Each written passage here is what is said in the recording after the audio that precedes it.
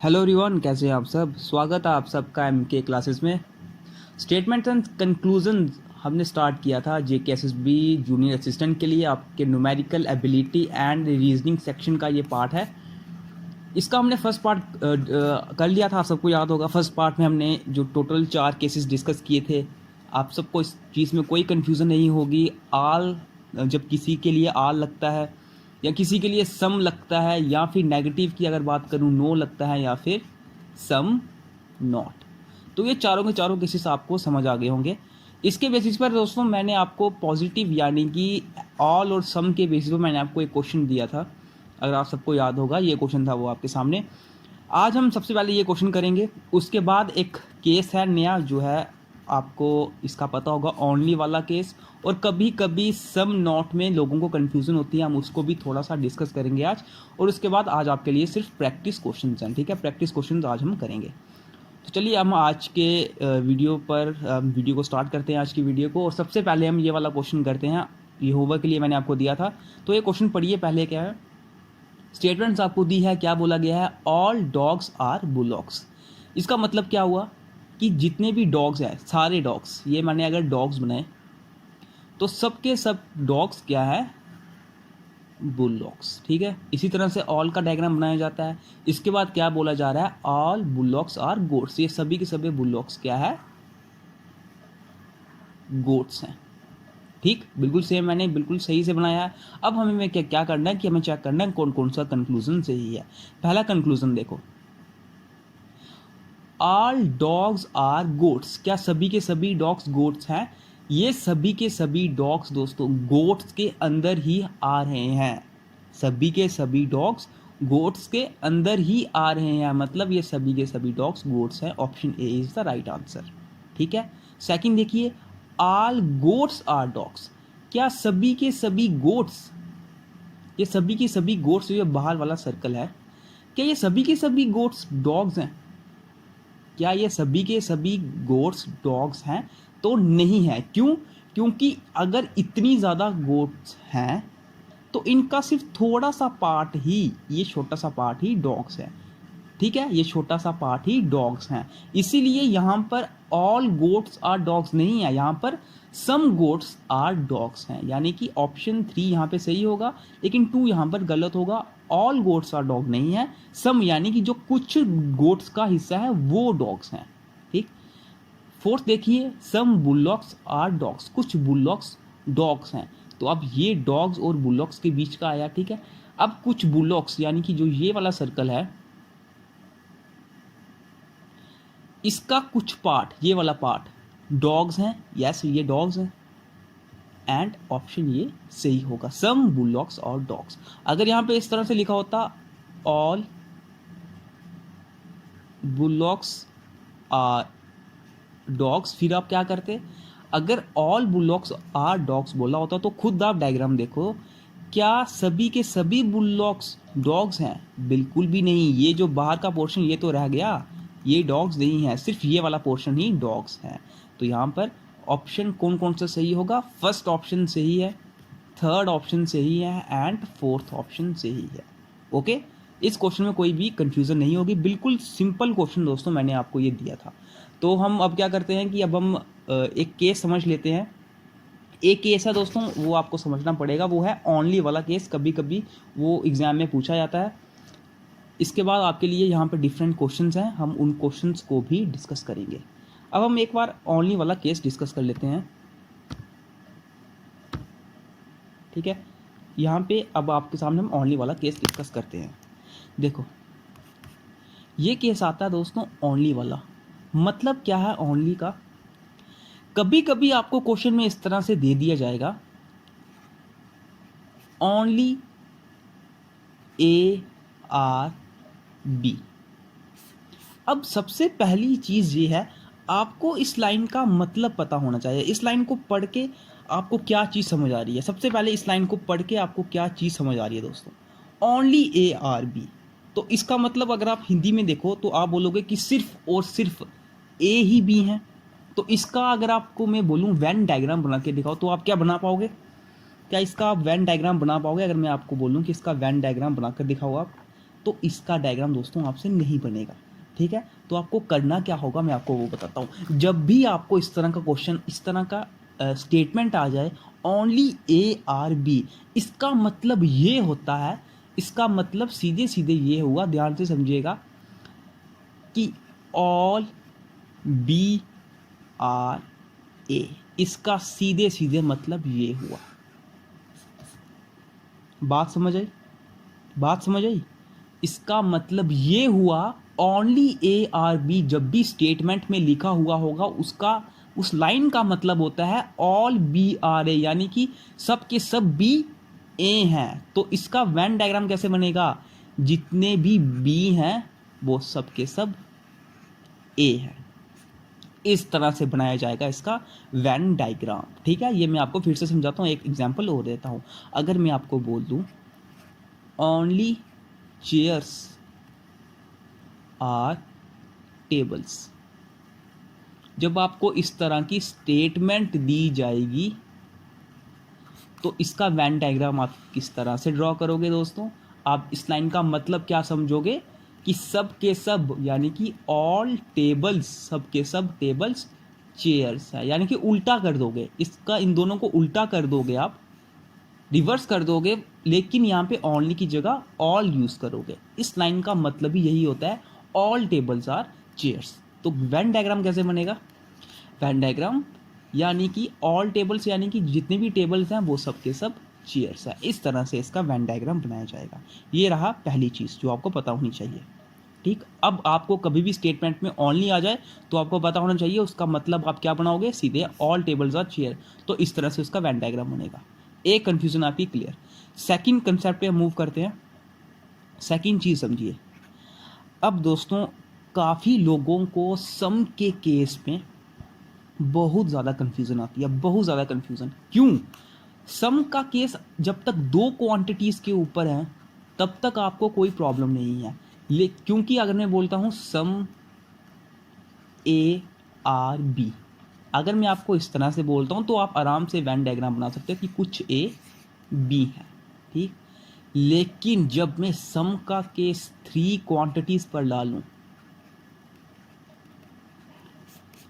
कि some A are B and some B are C, तो इसका वेन डायग्राम आप किस तरह से बनाओगे? कुछ ए बी है और कुछ बी सी है। ओके, कुछ बी सी है, ये बात समझ आई? इस तरह से आप वेन डायग्राम बनाओगे।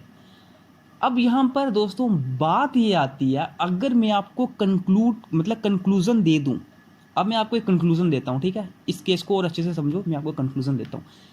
क्वेश्चन आपको इस तरह से बोल दिया जाए, स्टेटमेंट्स दी है, स्टेटमेंट्स दी है some A are B and second statement है सम बी आर सी। ठीक है, मैं आपको कंक्लूजन्स देता हूँ चार, आप मुझे बताओ कि इनमें से कौन कौन सा कंक्लूजन सही होगा। पहला conclusion, some A are B. दूसरा, some B are A. Okay, अब देखो, some A are B and some B are A. तीसरा मैं कंक्लूजन देता हूं, some B are C and fourth conclusion देता हूं, सम ए आर सी। ओके, सबसे पहली चीज आपको स्टेटमेंट्स क्या दी है? सम ए आर बी, ये आया ए, कुछ ए बी है, ये आया बी, एंड कुछ बी सी है, ये आया सी। ओके, अब आपको मैंने बताना, मेन चीज क्या बतानी है आपको, पहले तीन यानी कि सम ए आर बी पता चल रहा होगा यहाँ पर है, सम बी आर ए यहाँ पे पता चल रहा होगा है, सम बी आर सी ये भी पता चल रहा होगा। इन तीनों में आपको कोई कंफ्यूजन नहीं होगी, इन तीनों का यहाँ पे कोई काम नहीं है। ठीक है, इन तीनों का यहाँ पे इतना कुछ खास काम नहीं है, क्योंकि मेन जो मैंने आपको बताना है वो है फोर्थ कंक्लूजन। मुझे आप बताओ कि अगर आपको कंक्लूजन में इस तरह से पूछ लिया जाए, सम ARC या फिर सम CRA, तो आप क्या करोगे? अब आप रिलेशन कैसे बनाओगे? क्या इनमें से कौन कौन सी स्टेटमेंट सही होगी, मुझे ये बताओ। दोस्तों मैं आपको सीधे बता दूं, आपको बोला गया A और B का रिलेशन है कि A का कुछ हिस्सा B है। आपको बोला गया है सम BRC है, B का कुछ हिस्सा C है। लेकिन क्या आपको स्टेटमेंट्स में ये लाइन बोली जा रही है कि A और C का कोई रिलेशन है? कि A और C का कोई रिलेशन है, कि कुछ पार्ट A का C है, यानी कि कुछ A C है या कुछ C A है? बात समझो, ये जो कुछ पार्ट है A का, ये B है, ठीक, ये कुछ पार्ट। अब आप ये नहीं बता सकते कि जो बचा हुआ पार्ट है, ये जो बचा हुआ पार्ट है, ये A है कि नहीं, ये A है कि नहीं, ये हम कभी नहीं बता सकते। इसीलिए कभी भी इस तरह की स्टेटमेंट पूछी जाए कि बचा हुआ इस हिस्सा वो A है कि नहीं, तो आप हमेशा उस स्टेटमेंट के लिए क्रॉस यूज करते हो। सिमिलरली आप इधर भी करोगे। क्यों? क्योंकि रिलेशन तो आपको A और B एंड B और C में बताया गया है स्टेटमेंट्स में, जबकि A और C में हमें कोई रिलेशन नहीं दिख रहा। A और C में हमें कोई भी रिलेशन नहीं दिख रहा, यानी कि दूर वालों में कोई रिलेशन नहीं होगा। तो यहां पर आप क्या करोगे? इस स्टेटमेंट के लिए भी क्रॉस, इस स्टेटमेंट के लिए भी क्रॉस, दोनों स्टेटमेंट्स के लिए क्रॉस करोगे। क्यों? क्योंकि A और C में कोई भी रिलेशन नहीं है, स्टेटमेंट में कुछ भी रिलेशन नहीं। हमें पता है कि A का कुछ हिस्सा C में है, क्या दिख रहा है कहीं पर? क्या है?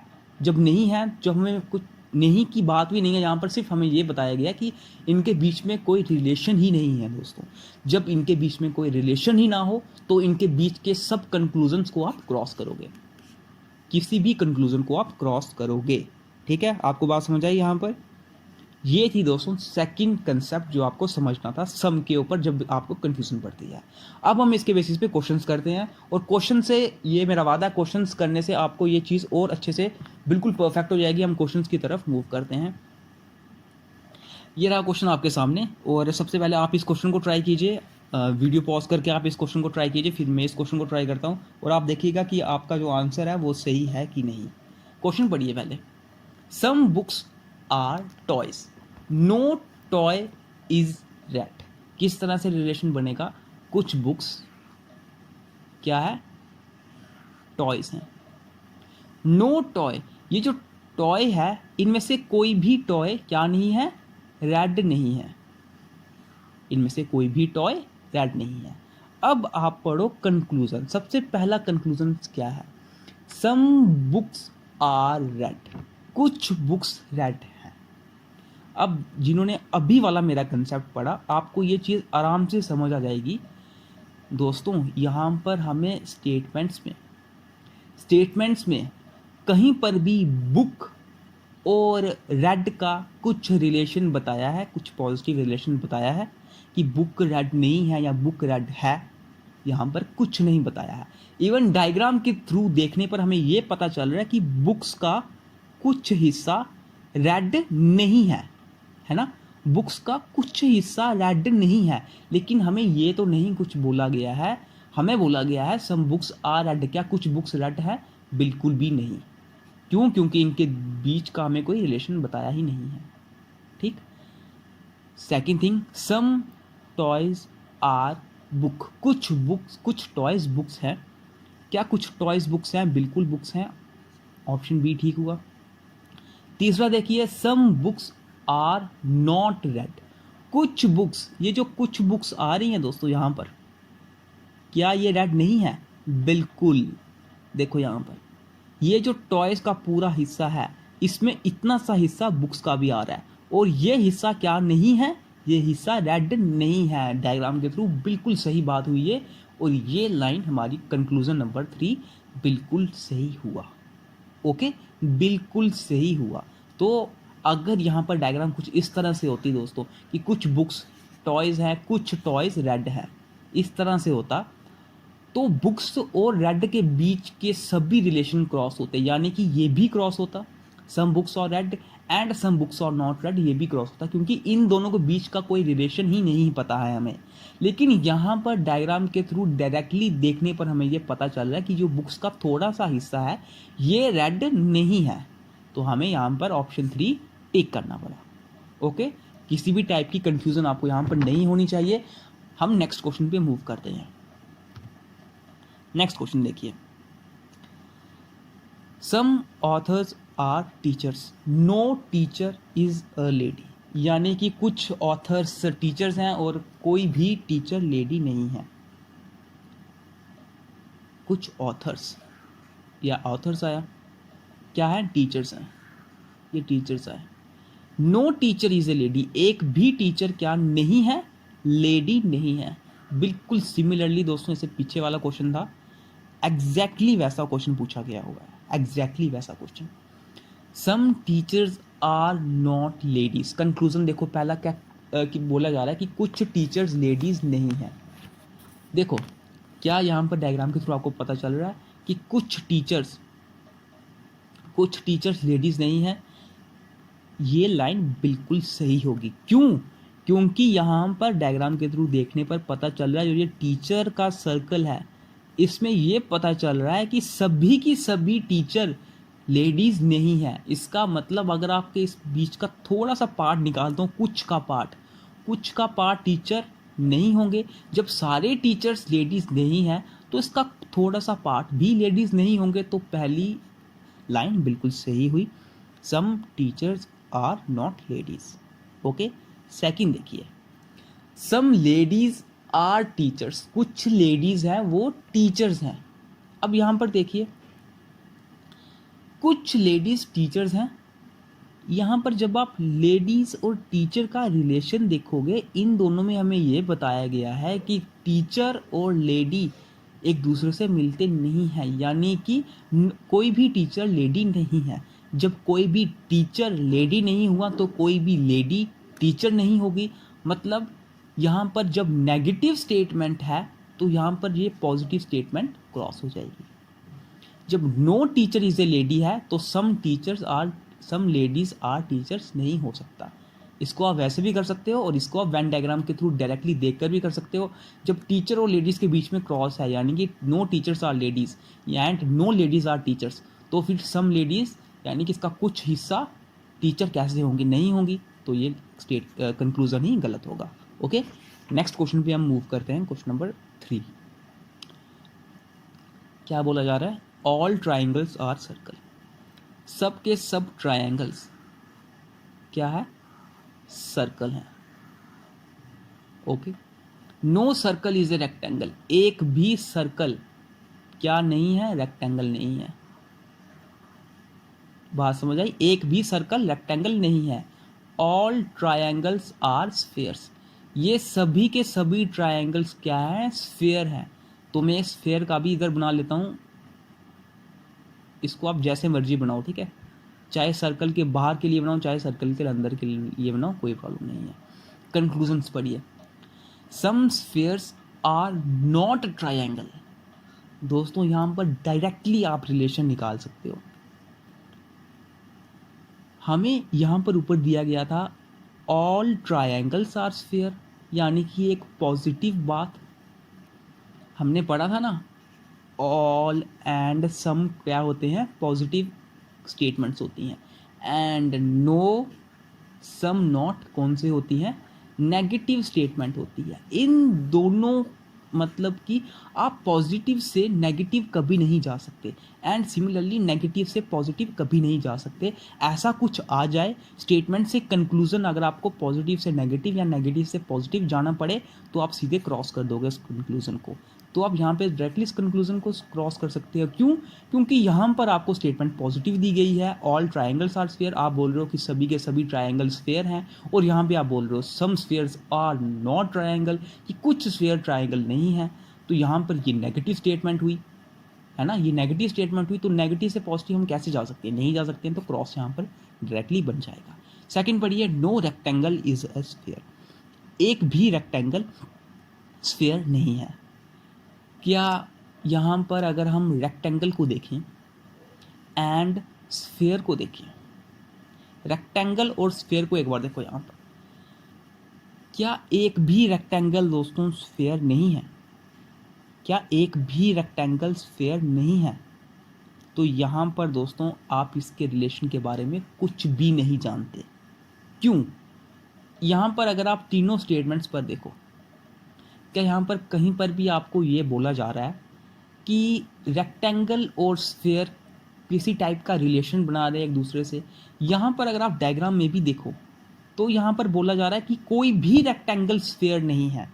यहाँ पे मुझे ये पता है कि कोई भी रेक्टेंगल सर्कल नहीं है, ये बात तो मुझे पता है, लेकिन स्फेयर का मुझे कुछ नहीं पता है। स्फेयर का मुझे कुछ नहीं पता क्योंकि स्फेयर का कुछ हिस्सा सर्कल के बाहर भी हो सकता है, क्योंकि स्फेयर का रिलेशन हमें ट्राइंगल से बताया है, ना ही मुझे सर्कल से बताया है, ना ही मुझे रेक्टेंगल से बताया है। तो यहाँ पर जब ऐसा कुछ आता है तो हमें वो कंक्लूजन डायरेक्ट क्रॉस करना पड़ता है, जिसके बारे में हमें रिलेशन पता नहीं होता। ओके, किसी भी टाइप की आपको कन्फ्यूजन हो तो आप कमेंट बॉक्स में बता सकते हो। ठीक, अगर ये वाला आपको समझ नहीं आया, मैं आपको फिर से एक बार समझा देता हूँ, मुझे 2 मिनट लगेंगे। मैं आपको फिर से बना के दिखाता हूँ। ऑल ट्राइंगल्स आर सर्कल, सभी के सभी ट्राइंगल्स क्या हैं? सर्कल है। Okay, no circle is a rectangle, कोई भी सर्कल रेक्टेंगल नहीं है, ये भी आपको बात समझ आ गई। ऑल ट्राइंगल्स आर स्फेयर्स, सभी के सभी ट्राइंगल स्फेयर हैं। अब मैं स्फेयर का किस तरह से वेन डायग्राम बना सकता हूं? मैं स्फेयर को दोस्तों इस तरह से भी कर सकता हूं, इसमें भी सभी के सभी ट्राइंगल स्फेयर में आते हैं, इस तरह से भी कर सकता हूं, या फिर मैं इस तरह से भी कर सकता हूं स्फेयर और सर्कल बाहर इस तरह से भी। दोनों की दोनों पॉसिबिलिटी है। ठीक है, दोनों की दोनों पॉसिबिलिटी है। तो मुझे इन शॉर्ट आपको ये बताना है कि स्फेयर का मुझे पता नहीं है कुछ, कि क्या वो सर्कल से कुछ रिलेशन बना रहा है, कि क्या वो रेक्टेंगल से कुछ रिलेशन बना रहा है, क्योंकि वो जब सर्कल से ही कुछ रिलेशन नहीं बना रहा तो रेक्टेंगल से क्या रिलेशन बनाएगा। इसका मतलब मेरा कहने का यही है, जब दो चीज़ों के बीच में हमें रिलेशन पता नहीं होते, स्फेयर और रेक्टेंगल के बीच में, हमें वो कंक्लूजन सीधे क्रॉस करना पड़ता है। ठीक है, ये बात आपको समझ आ गई होगी। अगर मैं आपको एक और सी में एक स्टेटमेंट दे दूं, नो रेक्टेंगल इज ट्रायंगल, कि कोई भी रेक्टेंगल ट्रायंगल नहीं है, तो आप क्या करते? कि कोई भी रेक्टेंगल ट्रायंगल नहीं है। दोस्तों, कोई भी रेक्टेंगल सर्कल नहीं है, ये मुझे पता है। अब ट्रायंगल सर्कल के अंदर ही आ रहा है, यानी कि सब के सब ट्रायंगल सर्कल है। जब सब के सब रेक्टेंगल सर्कल नहीं होंगे तो सब के सब रेक्टेंगल ट्रायंगल भी नहीं होंगे। क्यों? क्योंकि ट्रायंगल तो पूरा सर्कल के अंदर ही आ रहा है। तो ये स्टेटमेंट बिल्कुल सही होगी, ये स्टेटमेंट बिल्कुल सही होगी। ओके, ये वाली कंफ्यूजन आपको दूर हो चुकी होगी। हम नेक्स्ट क्वेश्चन की तरफ मूव करते हैं। एक ये क्वेश्चन है, नेक्स्ट यही है। ठीक है, ये लास्ट क्वेश्चन है दोस्तों। ये अगर आपको पुराने क्वेश्चन सारे समझ आए हैं जितने भी हमने किए, तो आप ये क्वेश्चन आराम से होमवर्क के लिए ले सकते हो। ठीक है, बिल्कुल सिंपल क्वेश्चन है, पॉजिटिव स्टेटमेंट्स पर पूछा हुआ है आपको ये सवाल। और कल हम क्या करेंगे, बहुत इंपॉर्टेंट केस है आइदर और का केस। आइदर और का केस हम करेंगे। ये केस लगभग आपको